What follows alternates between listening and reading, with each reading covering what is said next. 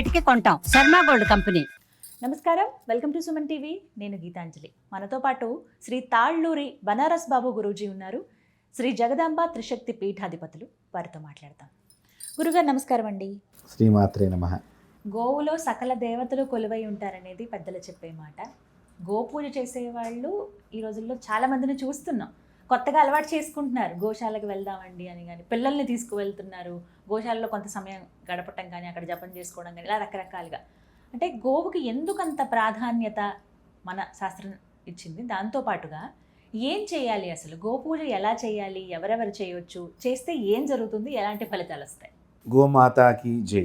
గోవు సాక్షాత్తు మహావిష్ణువు యొక్క మానస పుత్రిక అని చెప్పుకోవాలి మనం. అలాంటి గోమాతను మన భారతదేశంలో కూడా పూజించక రకరకాలైనటువంటి పనుల ద్వారా గోమాతను హింసకు బాధపెట్టడం మహాపాపము అని వేదాలన్నీ కూడా ఘోషిస్తున్నాయి. సకల దేవతలు ఆ గోమాత దగ్గరే ఉంటారు అంటే ఆ గోవు అనేటువంటిది ఎంత సాధు జంతువో ఆలోచన చేయండి. గోవు ఎప్పుడూ కూడానమ్మా, మీరు గోవును పెంచారనుకోండి, తన కడుపు గురించి చూడదు గోమాత. మీకు నేను ఏమి ఇవ్వగలుగుతాను అని ఆలోచన చేస్తుంది గోమాత. అందువలన అది ఈ యొక్క పశువుల లోపల ఉత్తమమైనటువంటి జన్మగా దానికి లభించింది. ఉపకారం. ఎంతసేపు నీకు నేనేమి ఇస్తాను అనే ఆలోచనే గోమాతకు ఉండేటువంటి ప్రథమ ధ్యేయము. ఏమండి మీరు ఎలా చెప్తున్నారు, నిజంగా ఉంటుందంటే, ఇప్పుడు దాంతో మీ అబ్బాయితోనో మీ అమ్మాయితోనో మీరు ఎంత ప్రేమగా మెలుగుతూ ఉంటారో గోమాతతో కూడా ఒకసారి అలా ఉండి చూడండి. ఉన్నప్పుడు కదా అది నీ గురించి ఆలోచన చేస్తుందో ఏమిటో తెలుస్తుంది. గోవులు వేదాన్ని ఆస్వాదన చేస్తాయి, భజనలను ఆస్వాదన చేస్తాయి, పురాణాలను ఆస్వాదన చేస్తాయి. వాటిల్లో కూడా మళ్ళీ చాలా గొప్ప విశేష లక్షణం ఉన్నది. గోవు ఇంటి యజమాని యొక్క చావుని చెప్పగలుగుతుంది. అంత గొప్పది గోవు. ఎలా తెలుస్తుంది? భగవంతుడు యొక్క దాని లోపల అంత టెక్నాలజీని భగవంతుడు ఇచ్చాడు దానికి. కాబట్టి ఇప్పుడు మీరు ఒకటే గుర్తుపెట్టుకోండి, మానవులందరికంటే కూడా మేధస్సు జంతువులకి చాలా ఉన్నది.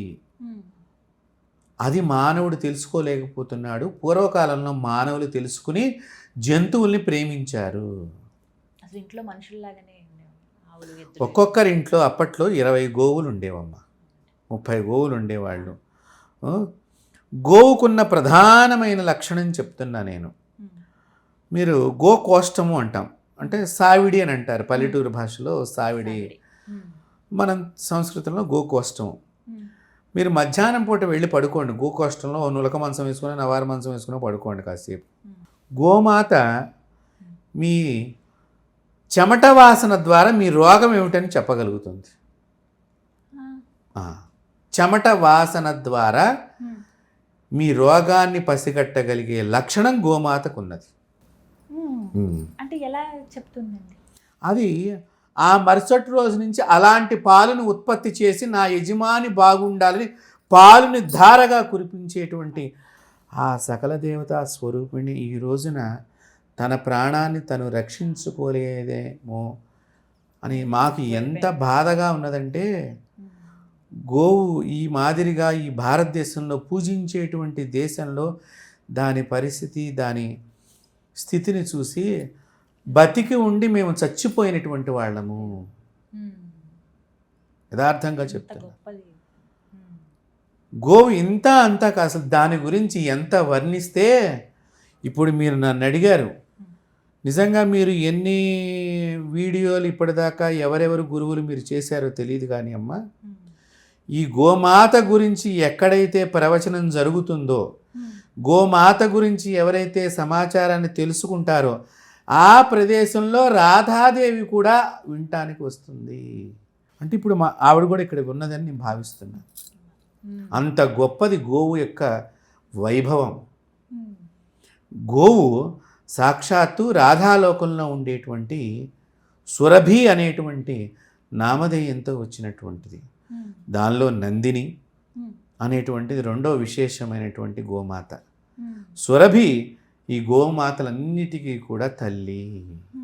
సురభి చూడండి, మంచిని కలిగి ఉన్నటువంటిది.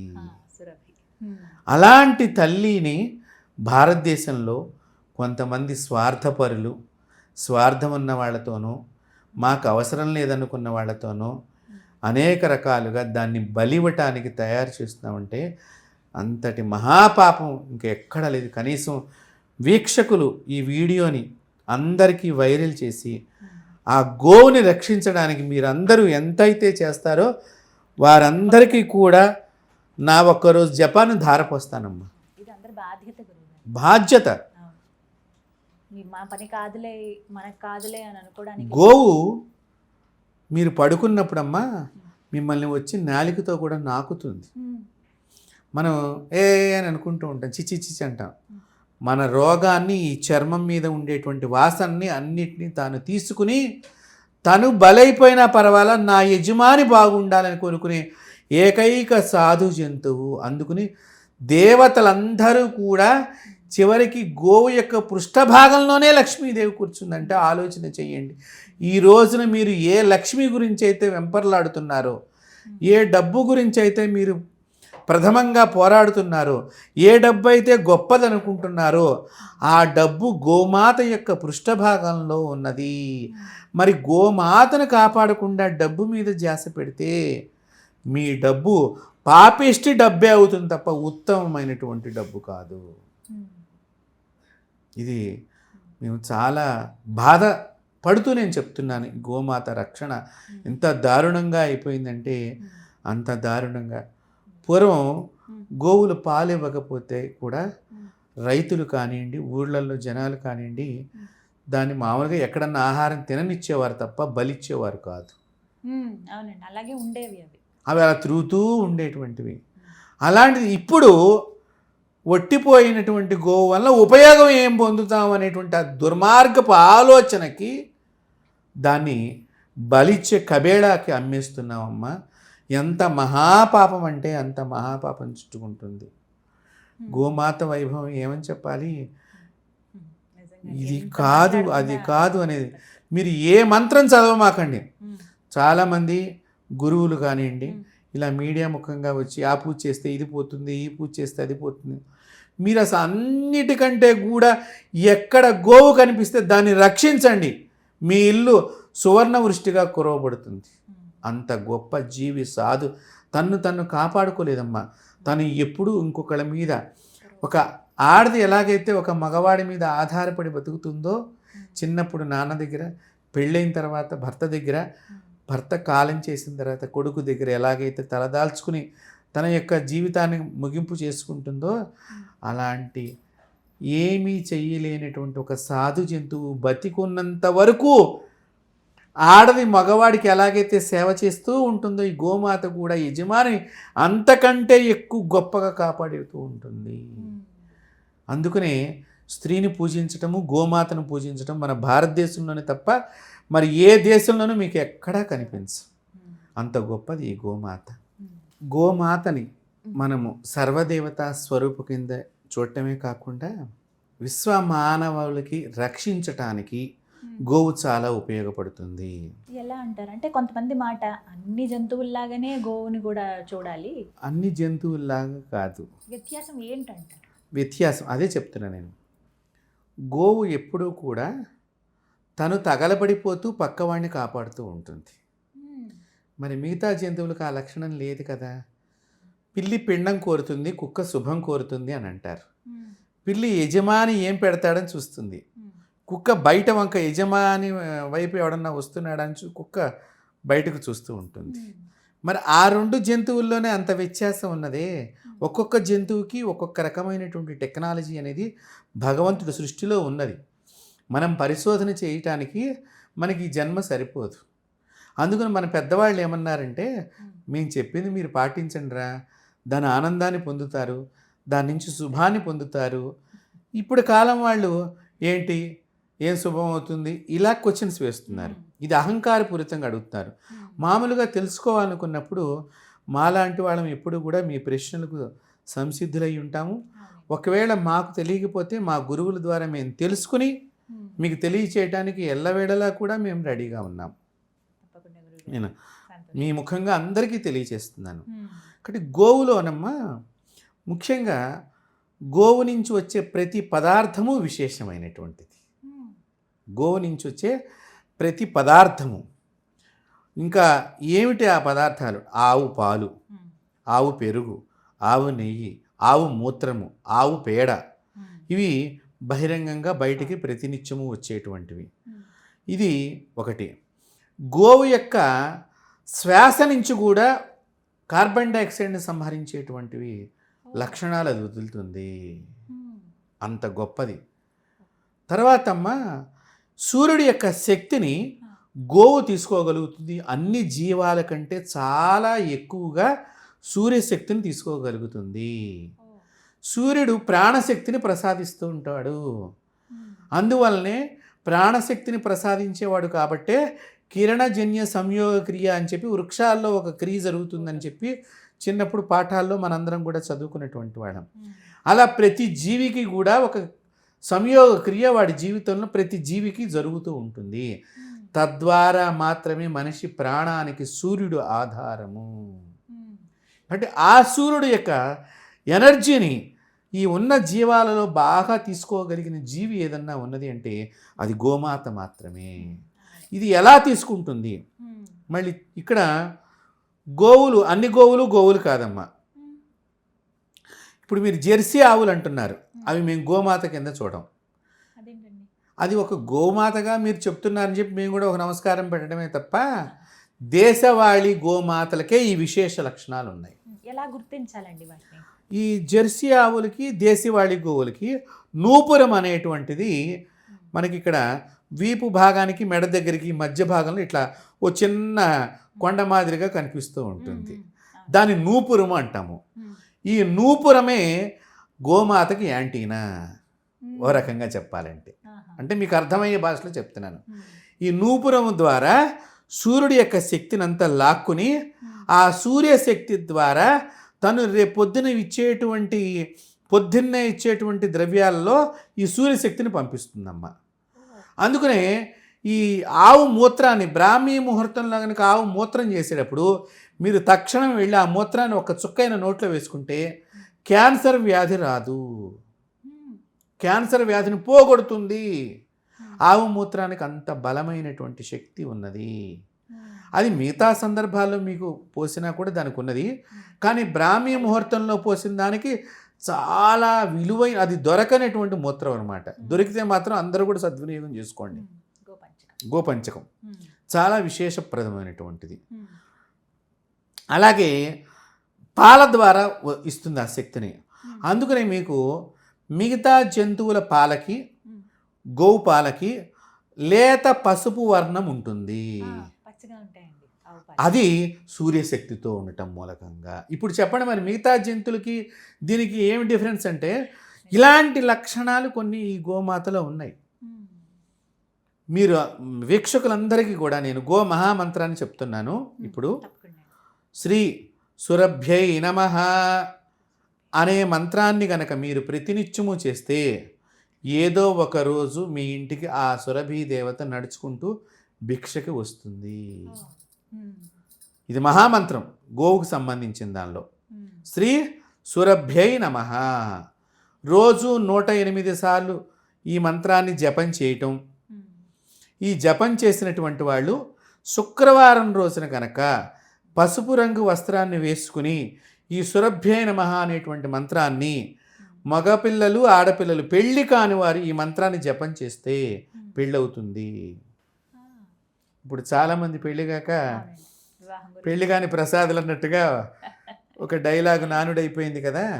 వీళ్ళందరికీ కూడా ఉపయోగపడుతుంది ఈ మంత్రం. నిబద్ధతతో చెయ్యాలి, విశ్వాసంతో చెయ్యాలి, అత్యంత ప్రేమ నమ్మకంతో చెయ్యాలి.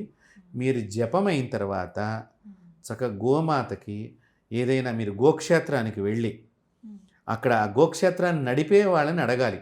అయ్యా మేమేమన్నా తెచ్చిన ఆహారం దానికి పెట్టవచ్చా పెట్టకూడదా? ముందు. గోవుకి ఒక శాపం కూడా ఉన్నది. ఏంటండి? అది నిత్యం ఏది పెడితే అది తినేస్తూ ఉంటుంది. ఆ, అది కృష్ణ భగవాన్ వారి శాపం ఇచ్చినట్టుగా ఒక కథ ఉన్నది. ఏమిటి గురువు? అది పాపం కృష్ణుడు బాగా గోవులన్నింటినీ మంచిగా అడవికి తోసుకెళ్ళారట. తీసుకెళ్ళి అంతా బాగా కడుపు నిండా తిన్న తర్వాత తిరిగి వస్తున్న సందర్భంలో అక్కడ ఏదో భోజనం చేసిన ఇస్తరాకు లాంటిది ఏదో కనిపించిందట. దాన్ని తినబోతుంటే అప్పుడు శాపం పెట్టారు కృష్ణుడు అన్నట్టుగా ఒక చిన్న కథ చెప్తూ ఉంటారు పూర్వీకులు. అందువలన దానికి ఎప్పుడు ఒక పొట్ట ఖాళీగా ఉండి కాలుతూ ఉంటుందిట. మనం కనుక పెట్టితే అప్పుడు ఆ పాపం మనకు వస్తుంది అడగకుండా పెడితే. ఎందుకంటే గోక్షేత్రం నడిపేవాళ్ళు అప్పుడే ఆహారం పెట్టుండొచ్చు. పాపం గోవుకి ఏంటంటేనమ్మా చిన్నపిల్లల లక్షణం. నిజంగా చెప్పాను, చిన్నపిల్లవాడికి మీరు ఇస్తూ ఉండండి తింటూనే ఉంటాడు. వాడి కడుపు నొప్పి వచ్చింది తెలియదు. గోవులకు కూడా నువ్వు పెడుతున్న కొద్దిగా తింటూ ఉంటే తనకి బాధ కలిగినప్పుడు ఆ పాపం నీకు చుట్టుకుంటుంది.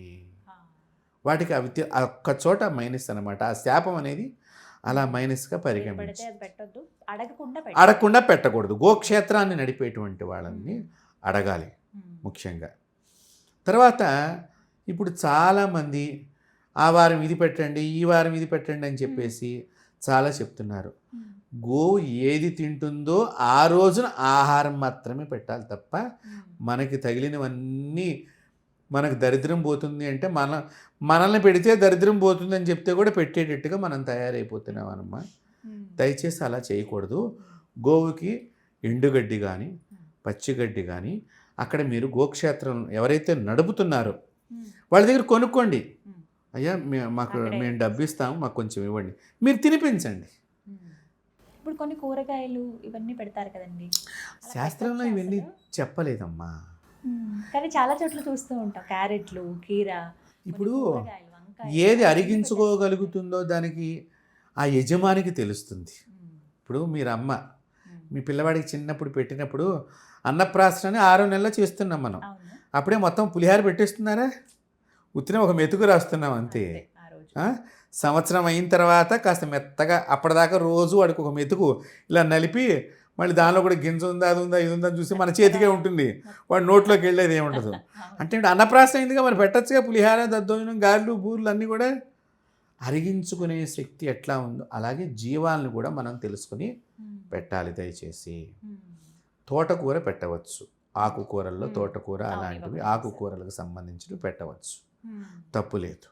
కాబట్టి అక్కడ ఉండేటువంటి గోవుల్ని నడిపేటువంటి వాళ్ళని అడగాలి ముఖ్యంగా.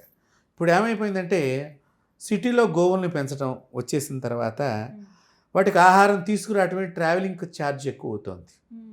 ఎందుకంటే ఆ వరిగడ్డి కానీ పచ్చగడ్డి కానీ వేసుకొచ్చే వెహికల్స్కి పర్మిషన్ ఉండదమ్మా. వాడు తెల్లవారుజామున వేసుకురావాలి. వీళ్ళ దగ్గర అయిపోయింది అనుకోండి, మీరు ఏది పెడితే అది తింటోంది కదా, మనం పెడితే దానికి అనవసరమైనటువంటి ఎలర్జీస్ వచ్చి కడుపు డిస్టర్బ్ అయ్యి అనారోగ్యానికి గురి అయ్యే అవకాశం ఎక్కువ ఉన్నది.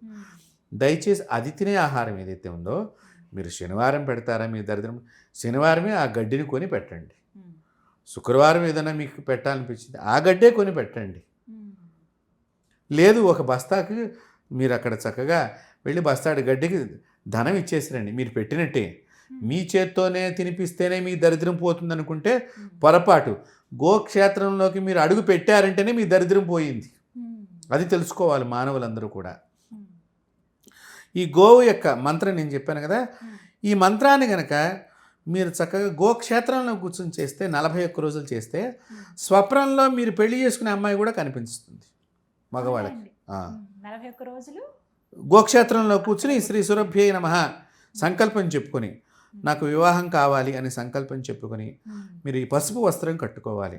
చక్కగా కూర్చుని శ్రీ శ్రీ సురభ్యై నమః అనే మంత్రాన్ని జపం చేస్తే గోమాతనే అమ్మవారిని చూపిస్తుంది మీకు స్వప్నంలో. అంత గొప్పది గోమాత. ఒకటి ఆదివారం రోజున ఏదో గోధుమలు పెడితే మంచిది, సోమవారం రోజున ఇంకోటి ఏదో పెడితే మంచిది. ఇది మంచివి అవ్వచ్చు కాక, కానీ ఎంత పెట్టాలి, అది ఏమైనా తిని ఉందా లేదా, ఈ సమాచారం మనకు తెలియకుండా తినిపించామనుకోండి దాని నుంచి అనేక ఇబ్బందులు వస్తూ ఉంటాయి.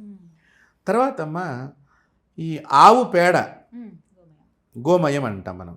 ఈ ఆవు పేడని గనక ప్రతిరోజు మీ ఇంటి ముందర మీరు చక్కగా గచ్చు చేయించుకుని ఉండొచ్చు కాక కొద్దిపాటి ఆవు పేడని మీ ఇంటి ముందర రాసి చక్కగా ముగ్గు పెడితే భూతాలు ప్రేతాలు ఇంట్లోకి ప్రవేశించలేవు.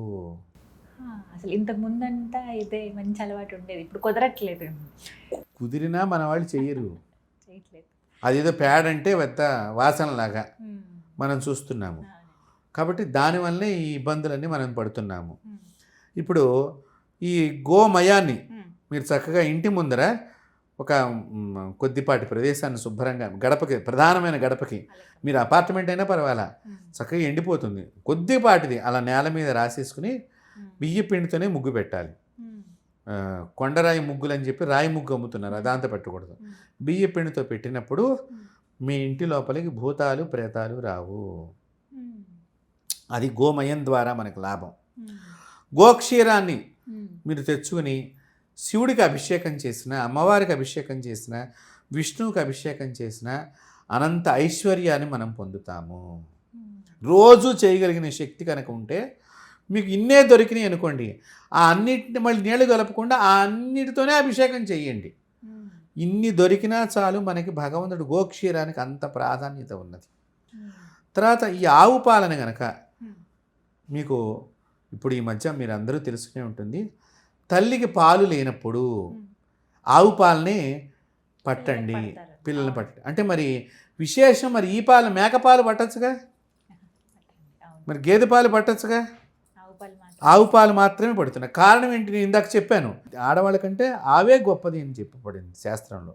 అంత గొప్ప సర్వదేవతామయం అక్కడ ఉన్నది అక్కడ.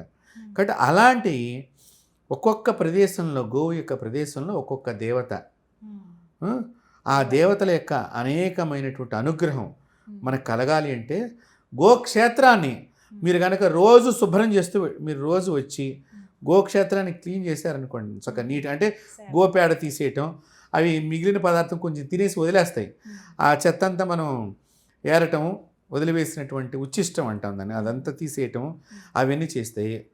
మీ ఇంటి లోపల దరిద్ర దేవత బయటికి వెళ్ళిపోతుంది. గోక్షేత్రాన్ని శుభ్రం చేయటం మూలకంగా ఇంత చాలా మందికి అవకాశం ఉంటుంది, మరి వెళ్తే చాలా మంచి ప్రయోగం ఇది. అంతేకాకుండానమ్మా ఈ యొక్క గోమయాన్ని మీకు దొరికిందనుకోండి, చక్కగా ఏదో గోమాత దగ్గరికి పక్క వాళ్ళకి కొంచెం ఇచ్చారు, పుణ్యం మీకు లభిస్తుంది. గోమయాన్ని పంచడం ద్వారా కూడా పుణ్యం వస్తుంది. వీళ్ళందరికీ కూడా గోవు ఎక్కడుందని సమాచారం తెలుస్తుంది కదా, వీళ్ళందరూ కూడా ఆ గోవుని రక్షించేటువంటి బాధ్యత తీసుకోవాలి.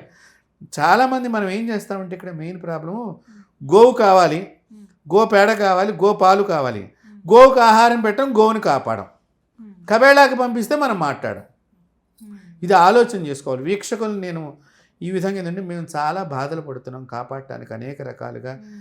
చాలామంది ప్రయత్నం చేస్తున్నారు. కొంతమంది అమ్మ యువత ఈ గోరక్షా దళ్ళని ఒకటి పెట్టుకుని వాళ్ళు రాత్రిళ్ళు పగళ్ళు మన హైదరాబాద్ నలువైపుల కాపలా కాస్తున్నారమ్మ, ప్రాణాలకు తెగించి. కొన్ని వీడియోస్ చూసాం గురుగారు, ఇలా వాటిని తీసుకెళ్ళిపోతూ ఉంటే బయట చూడడానికి మామూలు బండిలాగానే ఉంటుంది, చేసి వాళ్ళ ముందు ఆపి వాళ్ళతో గొడవ పడి పోలీసులకు అప్పగించి వాటిని విముక్తి చేసిన సందర్భాలు ఉన్నాయి. మేముండే ప్రాంతంలో కూడా చాలా సందర్భాల్లో మేము గోవు గురించి రోడ్డు మీద పడుకున్న రోజులు కూడా ఉన్నాయి. ఆ వాహనాన్ని వెళ్ళనివ్వకుండా చేయటము, అక్కడ విడిపించటము, వాటిని ఏదైనా సరే మనం గోవు గురించి మనం చెయ్యాలి అనేటువంటి ససంకల్పం. కాబట్టి ముఖ్యంగా గోవు నుంచి విశ్వానికి చాలా కళ్యాణం ఉన్నది, విశ్వ మానవ కళ్యాణం ఉన్నది. ఇక్కడ అది ఎట్లాంటిది అంటే గోవు యొక్క పేడని, గోమయాన్ని మీరు పిడకలు చేసి ఆ పిడకలతో హోమం చేయటం మూలకంగా అణుధార్మికం నుంచి వచ్చేటువంటి చెడు పదార్థం అనేటువంటి దాని నుంచి వచ్చేటువంటి ప్రమాదము ఏదైతే ఇప్పుడు మనకి చాలా మటుకు క్యాన్సర్లు, రకరకాలైనటువంటి తీవ్రమైనటువంటి రోగాలు వస్తున్నాయి కదమ్మా, ఇవి అణుధార్మిక పదార్థాల నుంచి ఎక్కువ వస్తున్నాయి, ఈ ప్లాస్టిక్ వాడకం మూలకంగా వస్తున్నాయి. మీరు ఎక్కడైతే ఈ గో పిడకలతో హోమం చేస్తారో అక్కడ దగ్గరగా ఒక 2 కిలోమీటర్ల దూరంలో ఆ విషానంతటిని కూడా ఈ పిడకల నుంచి చేయబడినటువంటి హోమ పొగ ద్వారా నాశనం అయిపోతుంది. మరి చెప్పండి ఇప్పుడు గోవు ఎంత గొప్పదో. అసలు మీకు ఇంత దీనికి శక్తి వేరే దీనికి ఇది ఒక సాక్ష్యం కూడా ఉందమ్మా. మనకి భోపాల్లో ఒకసారి గ్యాస్ సంఘటన జరిగింది. చాలామంది రసాయన కర్మాగారంలో చచ్చిపోయారు అందరూ కూడా. కానీ దానికి ఆ కర్మాగారానికి దగ్గరగా ఉండేటువంటి నిత్యాగ్నిహోత్రి బ్రాహ్మణుడు వాళ్ళ కుటుంబం కాపాడబడింది. వాళ్ళ ఇంటి నిండా ఏముందయ్యా అని వీళ్ళు సైంటిస్టులు పరీక్ష చేస్తే విదేశం నుంచి వచ్చారు. అంత చూస్తే ఈ పొగ పట్టి ఉన్నది. ఈ పొగకి ఈ పిడకలకి అంత టెస్ట్ చేస్తే గోము యొక్క మయానికి ఉన్న శక్తిని వాళ్ళు అర్థం చేసుకున్నారు. కాబట్టి ఇంత సాక్షిభూతంగా మనకి పేపర్లో కూడా దీని గురించి ప్రచురించడం జరిగింది, భోపాల్లో జరిగిన. కాబట్టి కెమికల్ యాక్షన్ని, ఆ యాక్షన్ నుంచి వచ్చే చెడుని గోమయం ఆప్ చేస్తోంది. మరి విశ్వమానవాళికి ఎంత ఉపయోగపడుతుందో చెప్పండి. కానీ మనిషి ఒక దేశం మీద ఇంకో దేశం మీద దండయాత్ర ద్వారా చంపుకునేటువంటి బాంబులు ఏవైతే ఉన్నాయో, అణు విస్ఫోటం, అక్కడ కనుక మీరు గోమాత పేడను తీసుకువెడితే ఆ బాంబు పేలదు. అంత శక్తి ఈ గోమయానికి ఉన్నది. పూర్వకాలంలో కొన్ని దాచేటప్పుడమ్మ బస్తాల్లో దాచేవాళ్ళు. ఈ రాజుల దగ్గర ఈ మందుగుండు సామాగ్రి అని చెప్పేసి రకరకాల వీటి చుట్టూ గోమయంతో అలికేటువంటి వారు అప్పుడు. మరి అంటే రాజుగారి దేశాన్ని కాపాడటానికి ఆయన ఉపయోగించుకోవాలి కదమ్మా. కాబట్టి అవి రెడీగా పెట్టుకోవాలి. ఈ గోమయం ఉండటం మూలకంగా ఆ గదిలోంచి చెడు వాసన రాకుండా ఈ గోమయం ఇక్కడ అడ్డుగా ఉంటుంది. అందుకని గోమయం అనేటువంటిది మీ ఇంటి లోపలికి చక్కని దేవతాశక్తిని ఆహ్వానం చేస్తుంది, చక్కని దుష్టశక్తిని బయటికి తరిమేస్తుంది. కాబట్టి ఇంతటిది ఈ గోమయంలో ఉన్నది. కాబట్టి గోమయాన్ మీరు మనం చక్కగా మన స్నానం చేసేటప్పుడు వాడుకోవాలి. ఆవు పేడతోనే మనం స్నానం చెయ్యాలమ్మా. గోమయాన్ని ఒంటికి రాసుకుని స్నానం చెయ్యాలి. దాని ద్వారా కూడా మన పాపాలు తొలగిపోతాయి. కుష్ఠవ్యాధి కూడా తొలగిపోతుంది గోమయం ద్వారా. సన్యాసులు స్నానం చేస్తారమ్మా. మీరు సన్యాసులు కాదమ్మా, దేవుడు రోజు కూడా స్నానం చేసేది గోమయంతోనే. మీకు దేవుడు చేస్తాడనేది మనం చూడలేం కాబట్టి మీకు చెప్తా. వేద మంత్రాలుగా ఈ గోమయాన్ని తీసుకొచ్చి విగ్రహ స్థాపన చేసేటప్పుడు, ప్రతిష్ఠ చేసేటప్పుడు 5 రోజులు 3 రోజులు ఒక కార్యక్రమాన్ని చేస్తారు. ఆ సమయంలో ఈ గో పేడని విగ్రహాలకు రుద్దుతారు. మరి అప్పుడు దేవుడు పోసుకున్నట్లేగా. మీరు విగ్రహానికి దోషాన్ని పోగొట్టేటువంటి శక్తి గోమయానికి ఉన్నది. కాబట్టి గోమయం అంత శ్రేష్టమైంది. దయచేసి వీక్షకులందరికీ చెప్తున్నా నేను, మీకు దగ్గరలో ఎక్కడ గోక్షేత్రం కనిపించినా, గోమాత కనిపించినా, ఆ క్షేత్రాన్ని రక్షించటమే మీరు చేసేటువంటి దానము. ఆ గోవుని కాపాడుకోవాలమ్మా. గోవుని కాపాడుకున్నప్పుడు భారతదేశంలో ఇతర దేశస్తులు మొట్టమొదటిగా ఈ భారతదేశం వాళ్ళకి ఎందుకు ఇంత, మనకి మరణం అంటే భయం లేదమ్మా భారతీయులకి. మనం చావంటే మనం భయపడేవాళ్ళం కాదు పూర్వం, ఇప్పుడు భయపడుతున్నారు. కానీ ఎందుకు అని వీళ్ళని చూస్తే ఈ గోవు ఉండటం మూలకంగా, ఈ గోవు పాలు తాగటం మూలకంగా వీళ్ళు ఇంత బలిష్టంగా ఉండి మాట్లాడుతున్నారు. వాళ్ళకి అలా కాదు. అందుకని వాళ్ళకి ఎప్పుడూ భయం ఉండి దొంగ దెబ్బ తీయడానికి వాళ్ళు ప్రయత్నం చేశారు. కానీ మన దేశంలో పుట్టినటువంటి వీరులందరూ ఎదురుగుండానే నిలబడ్డారు తప్ప పారిపోలేదు, దొంగ దెబ్బ తీయలేదు. ఆ నిజంగా ఎదురుగుండా నిలబడ్డేటువంటి ఒక శివాజీ కానివ్వండి, ఓ ఝాన్సీ లక్ష్మీబాయి లాంటి వీరులు కానివ్వండి, ఓ నేతాజీ సుభాష్, వీళ్ళందరూ కూడా గోపాలమయం తాగటం మూలకంగానే వాళ్ళకి అంత ధైర్యం వచ్చింది. అట్లాంటిది గో యొక్క పాలల్లో అంత శక్తి ఉన్నది. ఈ యుద్ధానికి మంచి సైనికుడు తయారు కావాలంటే గోపాలను మనం పట్టించవచ్చు. కాబట్టి ఇప్పటికైనా కూడా మన ఛానల్ ద్వారా ప్రభుత్వాలన్నిటికీ కూడా నేను వేడుకుంటున్నాను, అలాగే ప్రజలందరినీ కూడా వేడుకుంటున్నాను. దయచేసి గోమాతను రక్షించేటువంటి కార్యక్రమాన్ని అన్ని రాష్ట్ర ప్రభుత్వాలు తీసుకోవాలి. మన దేశ జాతీయ ప్రాణిగా దాన్ని ప్రకటించి దాన్ని రక్షించేటువంటి క్రమంలో కనీసం ఈ వీడియో ద్వారా అన్నా కూడా వారు స్పందించి ఆ గోమాతకు కనుక వారు రక్షించినట్లయితే మేము ఎంతో వారికి రుణపడి ఉంటామని చెప్పి, ఈ గోమాతని కాపాడండి, చక్కగా ఈ మంత్రాన్ని జపం చేయండి. అందరికీ కూడా గోమాత యొక్క ఆశీస్సులు లభించాలని కోరుకుంటూ జై గోమాతాకి జై. చాలా సంతోషం, చాలా చక్కగా చెప్పారు. ఇది ఒక బాధ్యతగా తీసుకుని ప్రతి ఒక్కరూ ముందు వాళ్ళ దగ్గరలో ఉన్న గోశాలలకు వెళ్ళి సేవ చేసుకోవాలి. తర్వాత ఎక్కడన్నా ఇలాంటి పరిస్థితులు ఉంటే కాపాడే ప్రయత్నం చేయాలి. ధన్యవాదాలు.